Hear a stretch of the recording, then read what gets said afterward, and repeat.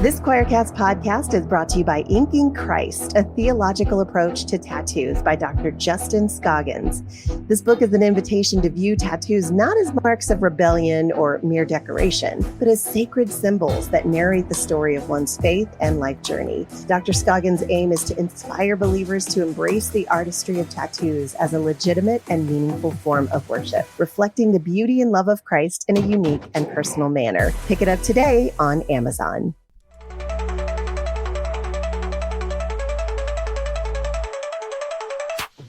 Welcome to the Unbelief Podcast, your journey, actually our journey together beyond inherited beliefs to a spirituality that works for you.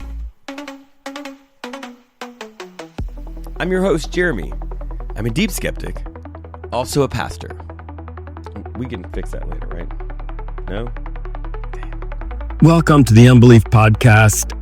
We're doing something a little different today. I've had a number of people ask me to release some of our question and answer sessions that we do on live in the podcast. And so today it's just that.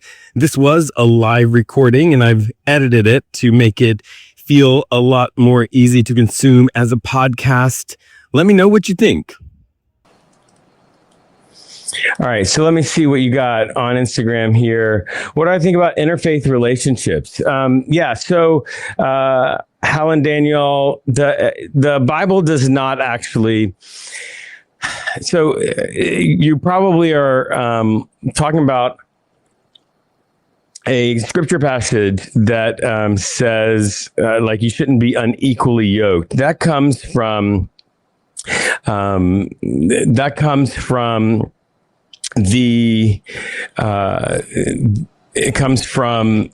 1 Corinthians, I think 1 Corinthians. And it's interesting because to understand that verse, you really have to understand, what's going on in the Corinthian culture. So,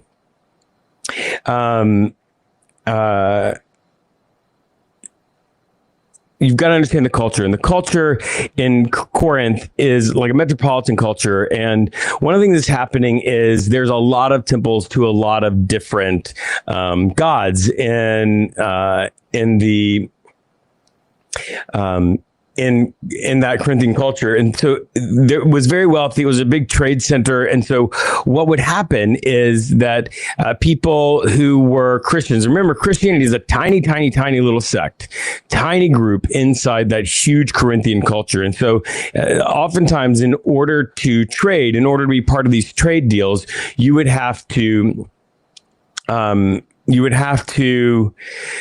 make sort of deals that would involve saying that you're going to make a sacrifice to another god, to their god that you would somehow worship in their religion, and in order to get the deal. And so what's going on there, and you can read it, when you read it in context, it makes a lot more sense. What's going on there is it's really saying, like, don't worship another god to get a trade deal. The unequally yoked is not talking about partnerships or romantic relationships or anything like that. When you go back into the Old Testament and it prohibits certain kinds of relationships, that has to do with a legal code that is very specific to that moment in time. So I hope that helps. So Mayor Irish, you said you're reading A History of the Bible by John Barton.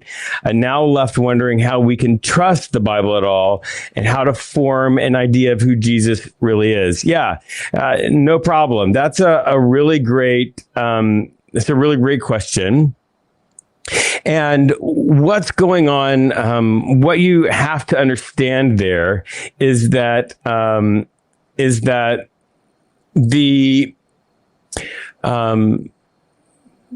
lot of people were given a version of how it is that you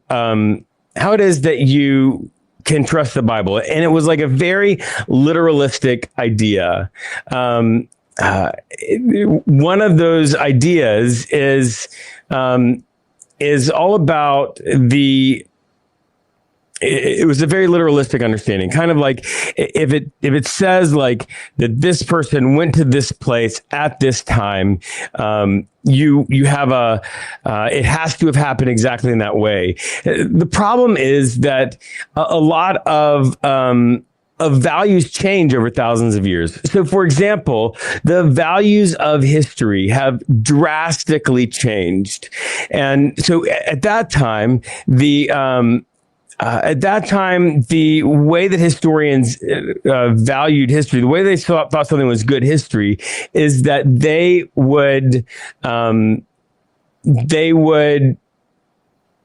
said that you need to tell the truth by using the things that actually happened. You would sort of paint the truth with a palette of the actual events. And so modern day history that gets everything exactly as it happened, but is very messy and confusing, they would say that is doing bad history. And so what that means is when you read the ancient history with modern historical values, you get a very difficult understanding, because they would put things in different orders. You'll find contradictions. You'll find all of that kind of stuff in this text. And so, but in the ancient history, they're saying, no, when we rearrange it this way, that gives us the truth.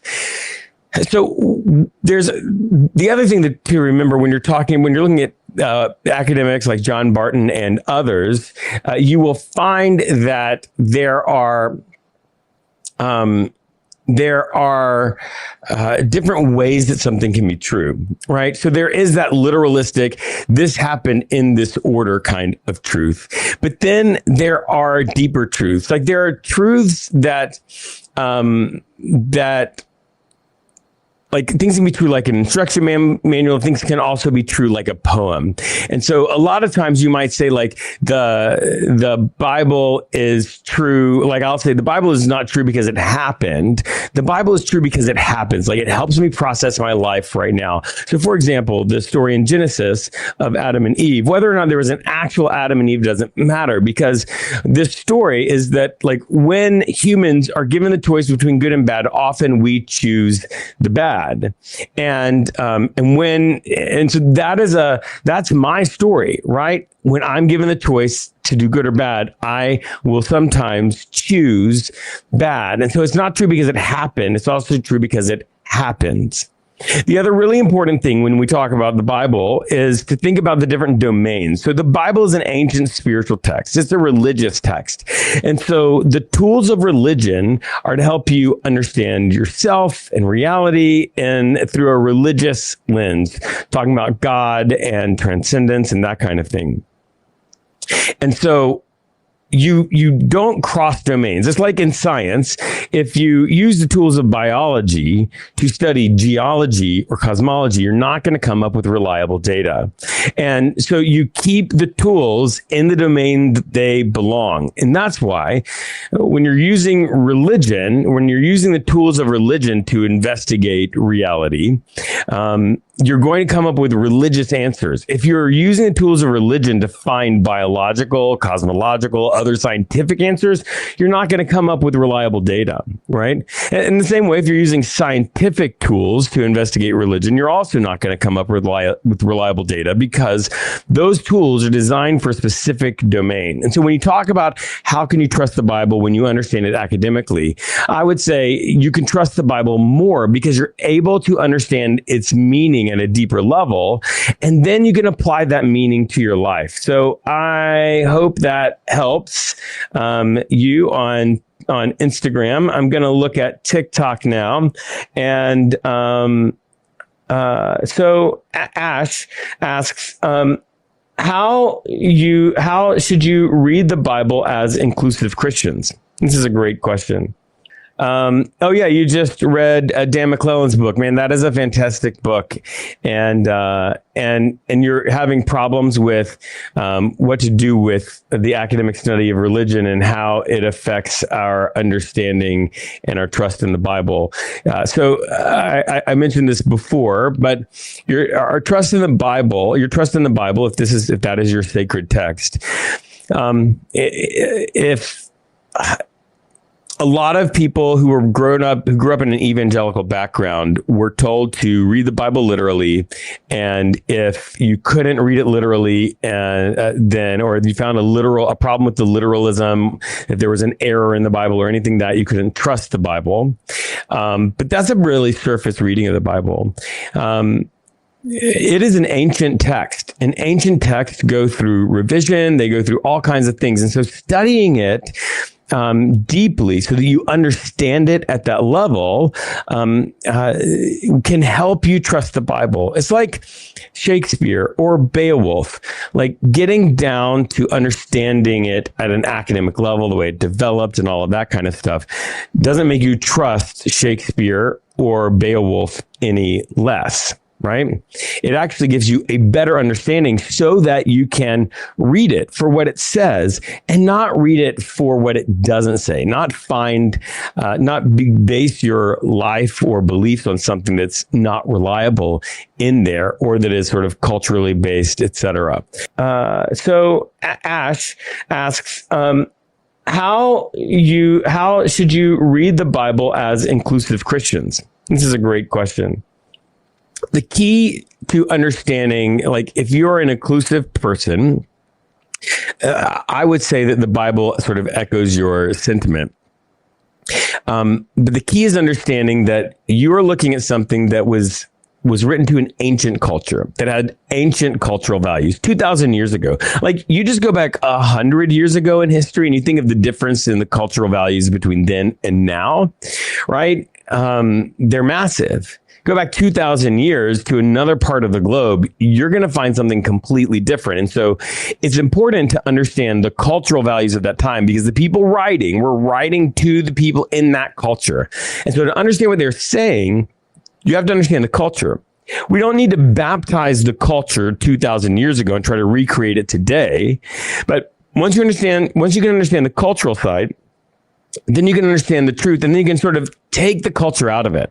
Now, even if you don't understand ancient cultures, you don't have the resources to study that, you can just take a moment and take a breath and think about what are the things that are defined by culture. Things like marriage, things like gender roles, things like sexuality, things like, an enormous number of things are really defined for us by culture. And so when you encounter those things in the text of the Bible, you need to be careful that you are not, you're seeing those as cultural things, and the cultural things are on the surface. The truth is deeper below, and you've got to lift the culture off and see what the deeper truth is. And so, like if it's talking about marriage or gender roles or whatever, don't look at the gender role and what it's saying about that gender role. Look at that deeper level. So is it talking about love? Is it talking about sacrifice? Is it talking about whatever? So that's I hope, Ash, I hope that helps when you talk about reading the Bible as inclusive people. Dr. Van Kuren, what does inclusive mean in this context? I would say probably what Ash was talking about when he was saying being inclusive. So he was talking about LGBTQ people and believing that they are fully loved by God, created by God as LGBTQ people, and that being LGBTQ or in LGBTQ relationships is not a sin. Grin Angle, you said, why not Buddhism? Buddhism is an interesting question because a lot of people actually will look at Buddhism as a philosophical system rather than a religion. There are a lot of people that actually consider themselves Christian Buddhists. The idea of letting go of desire, all of the Buddhist meditation practices, people find a lot of life in that. And so I'd say, why not Buddhism? I mean, maybe it may work for you. Mimchi says, you practice secular Buddhism. It's very helpful to me and doesn't go against my Christian ideals. Yeah, that's true. I know a lot of people who find that same thing. Do you think Jesus believed in eternal conscious punishment? I don't know. It's not really clear, I think, what Jesus believed. And I'm definitely not going to try to speak on behalf of Jesus. The idea of hell as eternal conscious punishment, of there being eternal conscious punishment as an option in the afterlife, is just a wild thing, right? It doesn't seem just or right that for finite mistakes on earth, you could then experience an eternity of punishment. That the way that we understand hell actually didn't develop until much later, hundreds of years after it didn't really begin developing until hundreds of years after, and it really wasn't fully formed until the Middle Ages. The people right after, the sort of most popular view right after Jesus was around and the church was beginning, was an idea that the choice to follow God would extend into the afterlife. This is important because if you think of it, at that point, the idea, Christianity was a very small sect on the global scale, a very small religious movement, and so the idea that people would experience eternal conscious punishment for the rest of eternity because they didn't choose to follow God in this life, it makes God to be even more horrifying, right? So the theology that they had said, no, we are going to believe that when people die, they can continue to choose to follow God and to be present with God all the way through the afterlife. In the Bible, you really have a hard time finding a strong case for eternal conscious punishment. So, for example, there's a couple of verses in the New Testament where it's really two words. One of them is a word called Gehenna that sometimes is translated as hell. And Gehenna is an actual place. It's a place in just outside of the old city in Jerusalem where the stories in the Bible and the Mishnah talk about kings going and performing child sacrifices there, and so it was a very unholy place, and it's symbolic, right? Another one is Hades. Remember the story of Abraham or the rich man and Lazarus? They both die. The rich man has been sort of evil. Lazarus has been good. They go to Hades. Hades is a Greek mythological concept. You studied it probably in your high school English class. It is where everyone goes who dies, and some of them have a good experience, some of them have a bad experience. And in Hades, in the story that Jesus tells, Lazarus, the good person, is with Abraham, and the rich person is experiencing bad. They're in the same place. So Jesus is clearly just using the terminology in the story that people know. In the Old Testament, the word is Sheol. Sheol is a place, again, where everybody goes after they die. It's sort of a negative to neutral existence. Like I said, it's a hard case to make for eternal conscious punishment just in the text itself. You really have to go later in history as that idea and theological system develop to find that. You're fairly new to my Instagram. What is it that I'm skeptical about? I'm skeptical about everything. So for me, what I mean when I'm a deep skeptic, also a pastor, is that skeptics don't just accept something because somebody else told them. They look for data, and they try to base their understanding about life and reality on data. So people who are skeptical about science, they go to reliable sources, and they look those up, and they try to get reliable data. It's the same thing for me, really, in every area of my life, including religion. I want reliable academic sources that will tell me if I'm looking at a passage in the Bible that will help me understand that. I also, another data source when you are when you're operating with religion is to live this thing out. When you come to a belief, to live that belief out in your life and see a couple of things. Does it make you a better version of yourself? Does it help you find a purpose greater than yourself? And does it help you experience a sense of transcendence? Maybe connection with God or divine or the universe, or maybe just the ability to rise above your circumstances. If it doesn't do several of those things or any of those things, it doesn't work. You need to go back and you get more reliable data. So for me, the more data I have about something, the stronger that belief is going to be. And the harder it is for me to question that belief.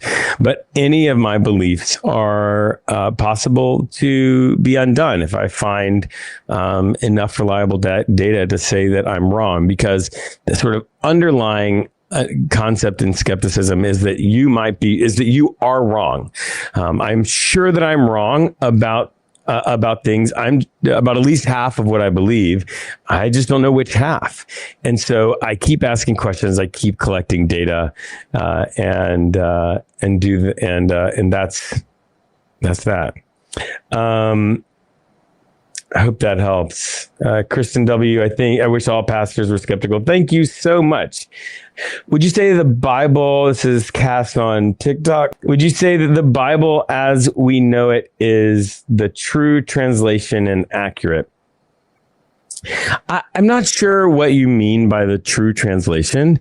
The Bible is an ancient text, and so it is like all ancient texts, in that it's transcribed. Some of it was oral tradition that was put into writing, and then that's been transcribed over and over throughout the years. And it's like every other ancient text.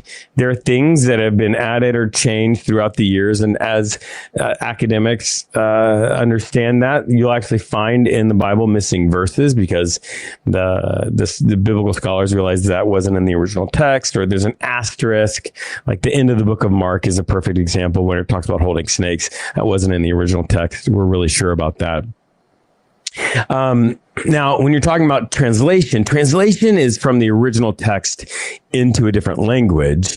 And so that gives all kinds of other levels of complexity when it comes to understanding idioms and what words mean. Some words in the Bible, we can only find a couple of uses of them in the ancient world, so it can be really difficult to be 100% confident in our translation into English.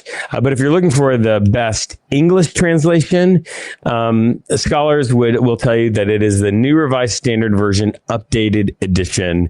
I've actually got a link in my profile to an Amazon list. You can actually go there and just click on that. Finding community when all of the churches in my area are biblical literal. Oh yeah. How do you find community when all the churches in your area are biblical literalists? That can be really difficult. I'll tell you this. I'm a fully online pastor. I have a digital faith community. We don't like stream a guy with a guitar singing and preaching or anything like that. We call it not church. And the reason we call it not church, because early on somebody said, it's like church. It's like all the things that I wanted from church. People are talking about spiritual things. People are really there for each other. We have a place that we hold space for each other. Somebody will like post, I'm going to the hospital with heart pains. People will say, I'm praying for you, or I'm holding space for you, or whatever that they do. So a community that's really there for each other. And nobody's telling you you're going to hell because you have tarot decks. Everybody there is trying to find the beliefs and practices that work for them. And I'll tell you, I have never experienced anything like this. Like, there's people of all different religious identities and non-identities there. And the posture, even when people post things that other people don't believe, it's not to correct them. It'll be like, oh, wow. You know, I've never heard that phrase that way. Can you tell me more about what that means? It's beautiful. If you're interested in Not Church, you can go to patreon.com/skepticpastor, patreon.com/skepticpastor. The people in there, all of us have been traumatized in some way by being manipulated out of our money.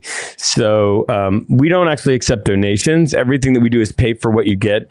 And so it's $3 a month to be part of the Not Church community. And, if it doesn't work for you, you just stop paying. I hope that helps, Justin, from YouTube. All right, let's look and see. We've got some more questions on TikTok. Have you heard of Bashar? I have heard of Bashar, and I don't really have any thoughts on it. It's definitely not an approach that I am part of. I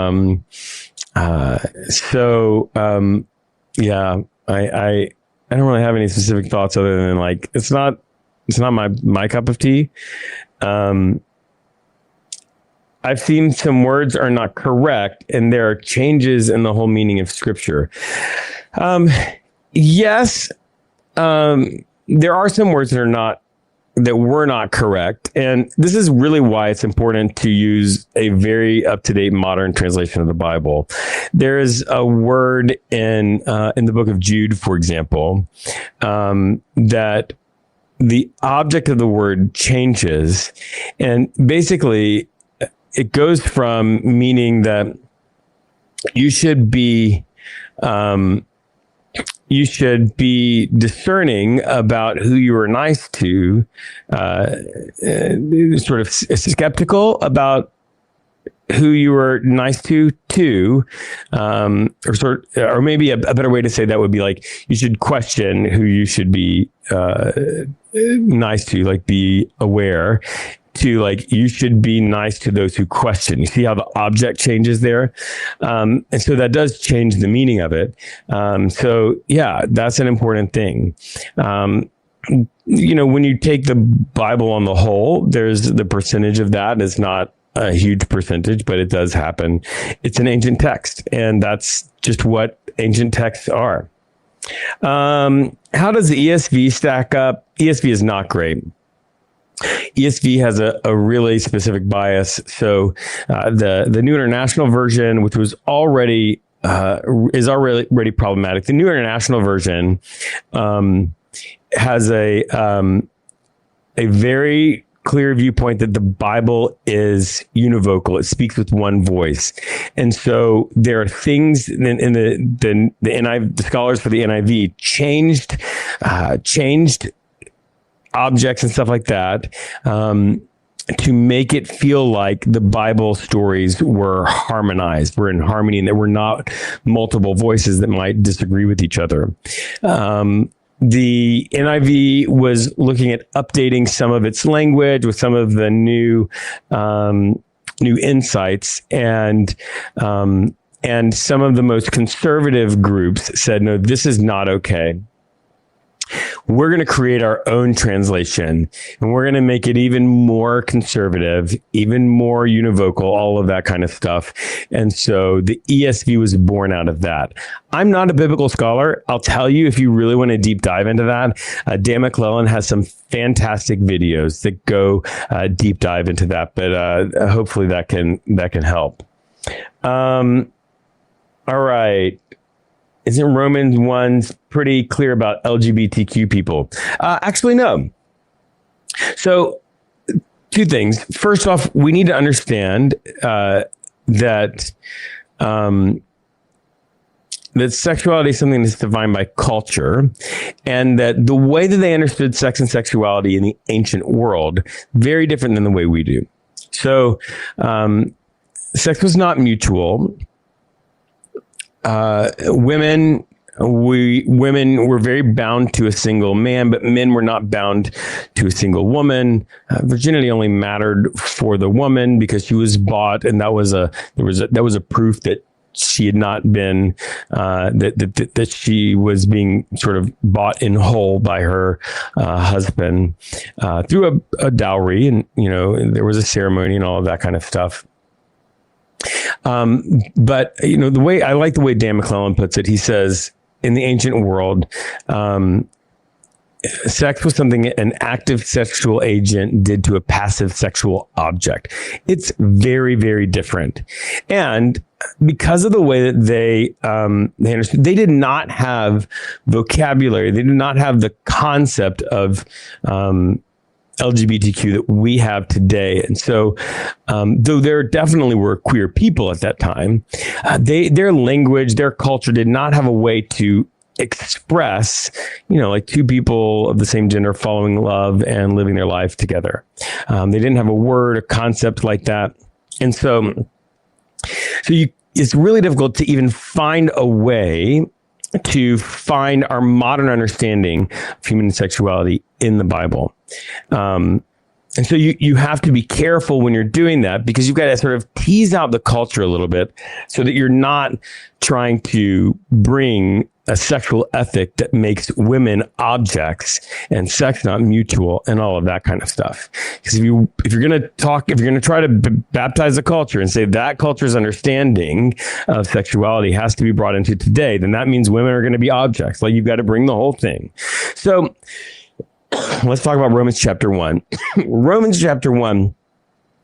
It says that people gave up their natural inclinations for unnatural ones. The men gave up their natural desires for women to fulfill unnatural desires with men, and the same with women. Now, again, there's a cultural understanding that doesn't understand LGBTQ the way we do. So you've got to lift a little bit of the culture out to understand it. What it's saying, though, is that there is a natural inclination, and going against your natural inclination is what's wrong. And when you take that now, look at what we understand about human sexuality, that people are born LGBTQ, that means that their natural inclination, if you talk to one of your queer friends, they will tell you this is their natural desire. And what that means is to go, if you take this concept from Romans chapter 1, for a gay person to go and try to be in a heterosexual relationship, that is violating their natural inclination, their natural desires. And so if you take the principle from Romans chapter 1 and you tease out the culture and apply the principle itself to our modern, fuller understanding of human sexuality, it's actually, in my opinion, affirming. All right, done a couple from TikTok. Let's just scan and see if there's any new ones on Instagram or YouTube. Looks like we're going to stay with TikTok for a little bit. My parents are biblical literalists. Oh, Joshua, I know that can be really difficult.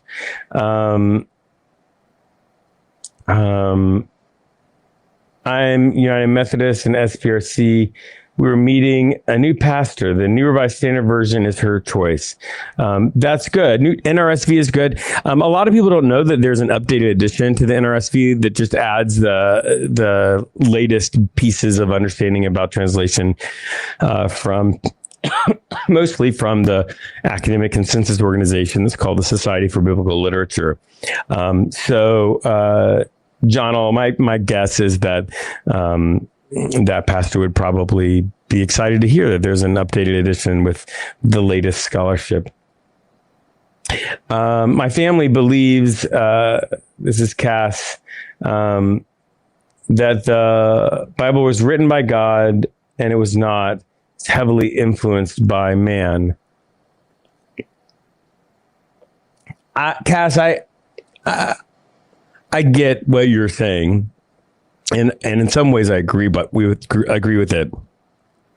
But I just want to say that, like, the Bible is an ancient spiritual text. Ancient spiritual texts, all of them, the Bhagavad Gita, the Quran, all of them are written by humans. Like, there's not anything that's actually written by some sort of divine pen. And so to say it is written, it's influenced by man, is to assume that there is a way that it could have come to be that wasn't influenced by humans, and I'll use humans. So I would say, yes, it is written by humans, and you have to study it at that level to understand the truth of it, the deep truth of it. And there's really beautiful, deep truth there that has informed some of the most important and wonderful movements in history, and the mistranslation of it, some of the worst. But yeah, I would say, I would just sort of make that clarification there that, yes, it is written by humans, as all spiritual texts are, as all texts in general are. You're so refreshing. Thank you. In your approach, no judgment and reference. Thank you. You are so welcome. That is, I try to bring data, and my goal is to help people find religious beliefs that work for them. One of the ways I do that is this community that I run called Not Church. It's actually a place where people like us come together and try to support people in finding spiritual beliefs and practices that work for them. There are people of all kinds of different religious identities, and it's like church in the sense that there are people saying spiritual things, talking about everything from purity culture, their own religious history, even politics, and they're there for each other as a community. They hold space for each other. When somebody's going to the hospital, they post, people are there. We have a weekly Zoom meeting. We're going to do some in-person events coming up here really shortly. It's really great. And I think you would love it, and you should check it out.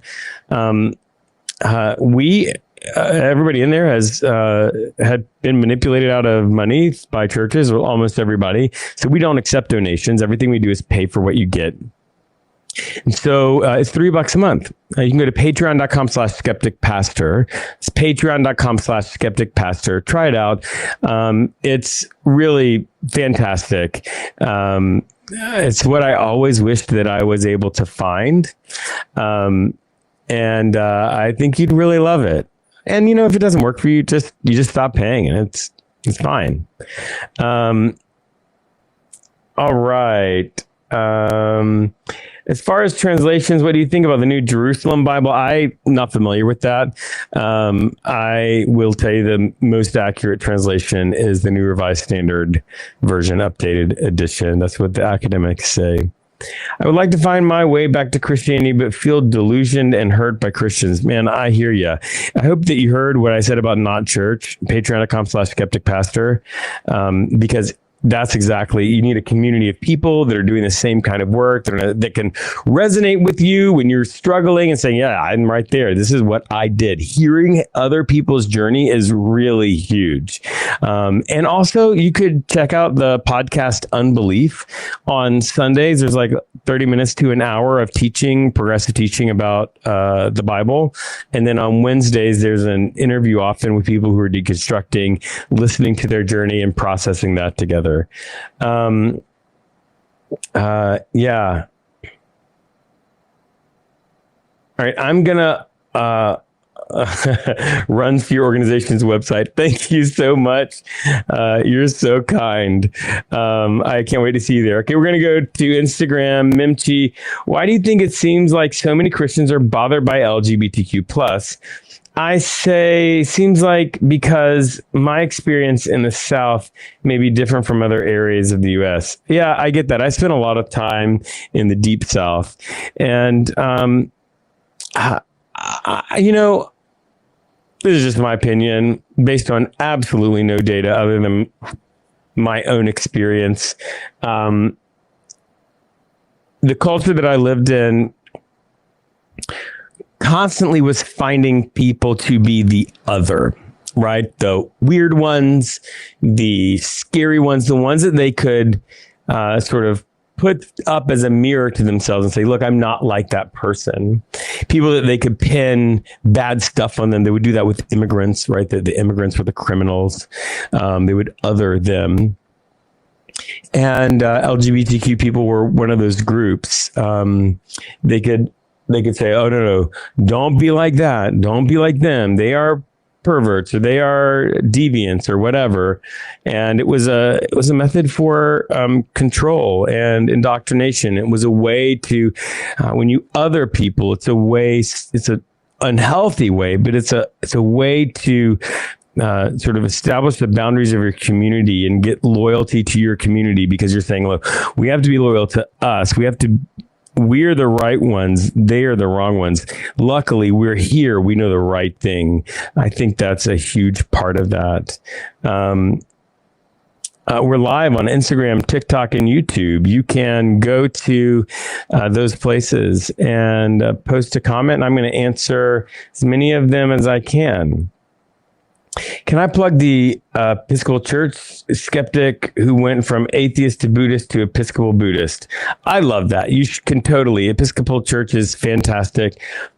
Some people, it's not for everybody, because unfortunately, a lot of people were traumatized just by church in general, just can't go back to the system, to the organization. But if you're up for it, find an Episcopal Church. They're progressive, they're inclusive, and like anything, the amount of being progressive varies from church to church and region to region. But yeah, the Episcopal Church is amazing. I actually spent some time working in an Episcopal Church. The South is very different when it comes to beliefs. You are correct. I've lived in the Deep South, and now I'm on the East Coast, and I used to live on the West Coast. You're not wrong. Sin is an overused word in the Christian community.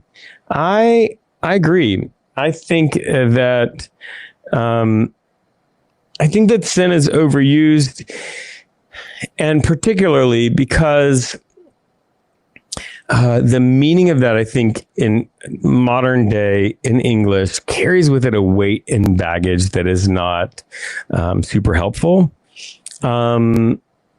It carries this guilt and shame, I think, that is not super helpful. If you say like mistake or getting off track, I think that's really what it means, because when you talk about, in the Bible, you talk about repentance. Repentance is like getting back on track. It's like turning away from doing the wrong thing and doing the right thing.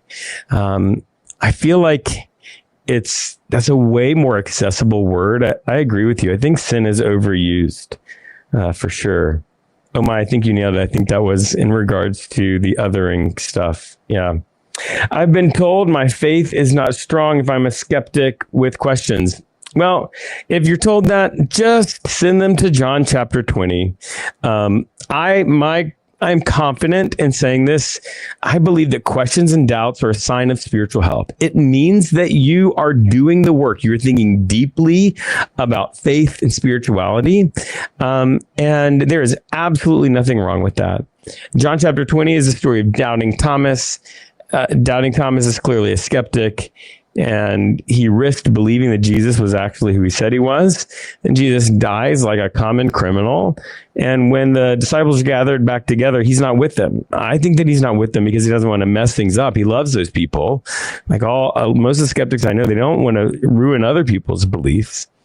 And then Jesus appears to the disciples, and it's an amazing experience. And then right after Jesus appears to the disciples, the very next thing, it says they go to Thomas. They tell him what happened. And Thomas is a skeptic. He's like, no, I'm not gonna believe this until I have proof myself. I want to put my fingers in the holes. And then the story starts over. It's actually the same exact words. The disciples were in the room. The door was locked, but it adds one piece. It says, and Thomas was with them. And then the same exact things, the same exact word. Jesus appears. Jesus says the exact same thing. Jesus doesn't have to do things twice.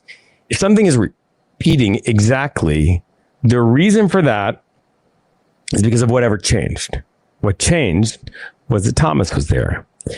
Jesus didn't shame Thomas. Jesus didn't tell Thomas that he should feel guilty for having doubts and questions and wanting data and proof. No. Jesus gives him the data he needs. Thomas, the skeptic, the doubter, is not shamed. His skepticism and doubts, the underlying value of needing data to believe, is reinforced by Jesus. So just send people to John chapter 20 when they try to shame you for doubting, because Jesus very much disagrees with them. Janitor, is there astrology in the Bible that pastors don't talk about? Yes. I don't know if pastors don't talk about it. I talk about it. There's not astrology in the sense of like exactly the modern understanding of it. But people who were astrologers in the ancient world were closer to what we would consider scientists. They studied the night sky, and they really believed that it was sort of predictive. You remember the story of the wise men. The wise men are astrologers. They see a sign in the night sky, probably a planet in retrograde in a very specific area. And they go to that specific area that symbolizes that specific kingdom to find the king. And then it says that the star went ahead of them and stopped above the place where Jesus was. And some people will say that is, again, a planet in retrograde that was continuing to move as they traveled and stopped when they got to the right place. But who knows? Janitor, thanks for the question. Guys, it has been wonderful to get to hang out with you today. It is time for me to say goodbye. And I hope that you come back next time we are live and hang out again. Again, if you want to join my community, patreon.com/skepticpastor. If you'd like to listen to the podcast that I do, an hour of progressive biblical teaching on Sunday and an interview with a scholar or somebody who's deconstructing on Wednesdays, it's called the Unbelief Podcast, Unbelief. It's great. I really think you love it. This week, the most recent episode is a woman that was sort of steeped in purity culture, was told that she was an old maid when she was 22 when she got married. She forced them to put obey into the vows and has deconstructed, eventually came out as bisexual. And yeah, it's a really fantastic episode. It's the Unbelief Podcast. All right. Thanks so much. And I will be seeing you very soon. That's it. That's the podcast. Shout out to the Choir Network, to Patheos, to Matthew and Keith, who make everything happen. Now, get out of here. Go do something to make the world a better place. Okay? We'll see you next time.